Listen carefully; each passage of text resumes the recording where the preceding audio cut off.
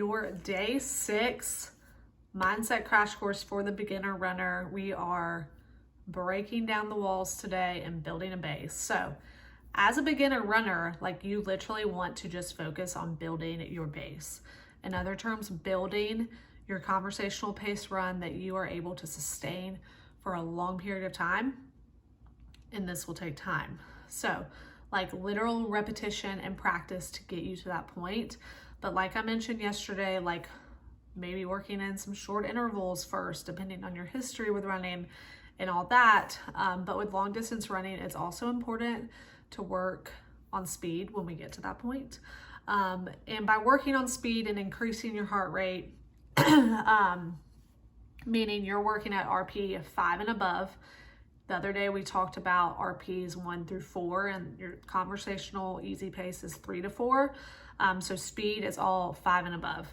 And over time, this will improve, when you work your speed, this will improve your conversational pace.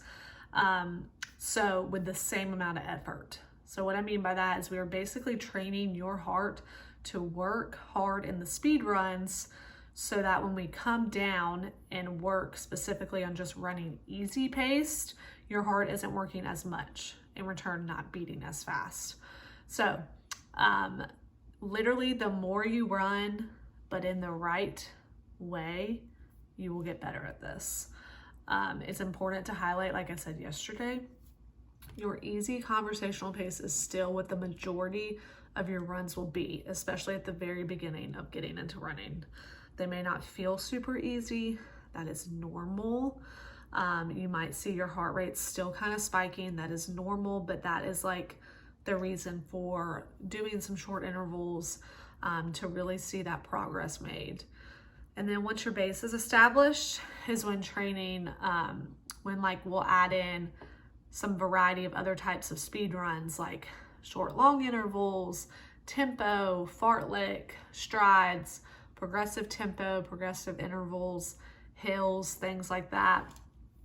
So long story short, or really also just with those different types of runs, like that's something that I would talk with you more one-on-one if you decide to,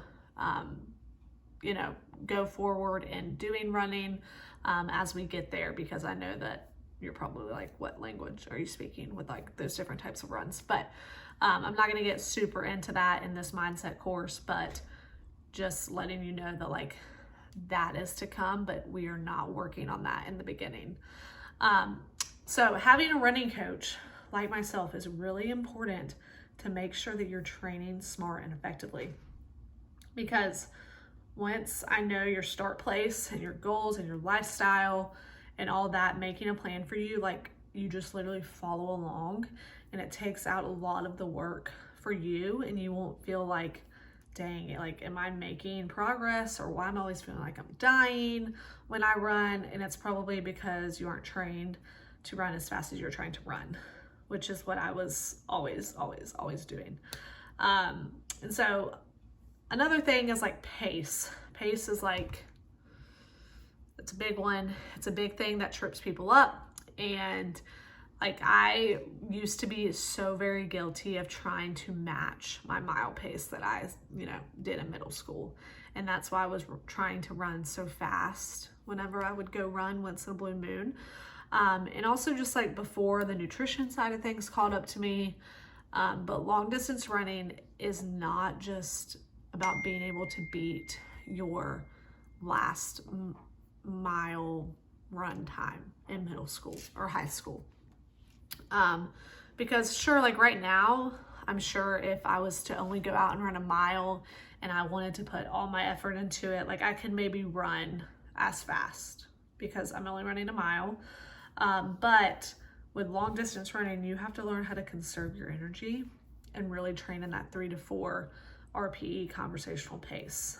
And pace is something that is really, really mental. I work and talk with my clients like one-on-one a lot about it, because it's been one of those things that even for myself is still sometimes a very hard pill to swallow. And so I just want to leave you with like, your pace doesn't define you, and your hard work, like your pace does not define that.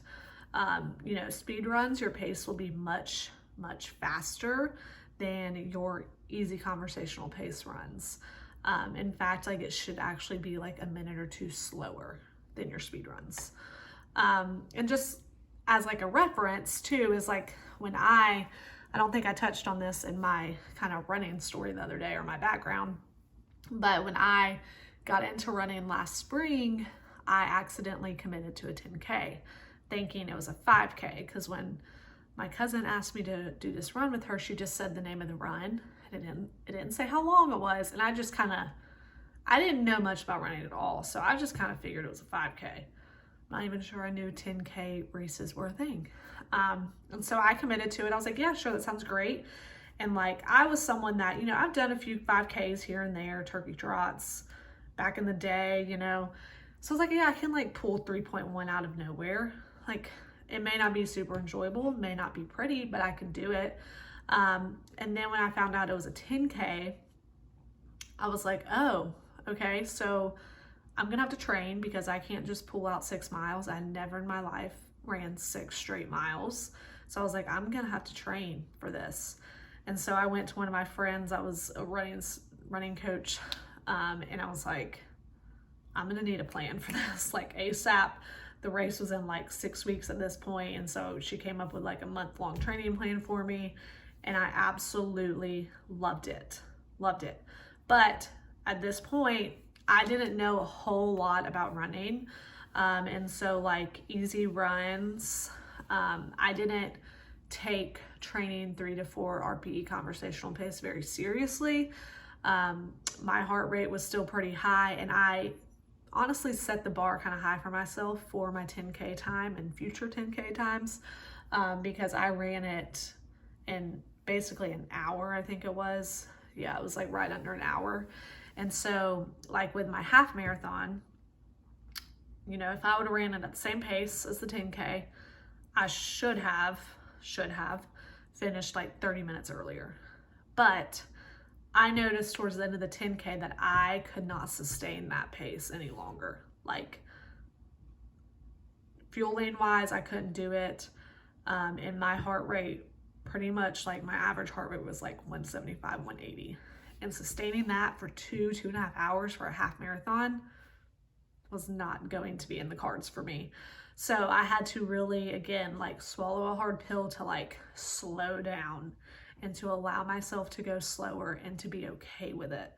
And so that is something that like you cannot base your progress off current and past paces, because it also is very dependent on the day, like the stresses in your life, how well you're sleeping, how well you eat, like it all plays in to how well you can perform.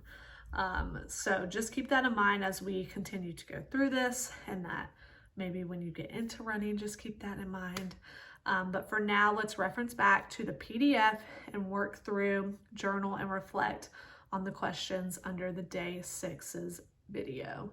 And I will see you guys tomorrow for your last day.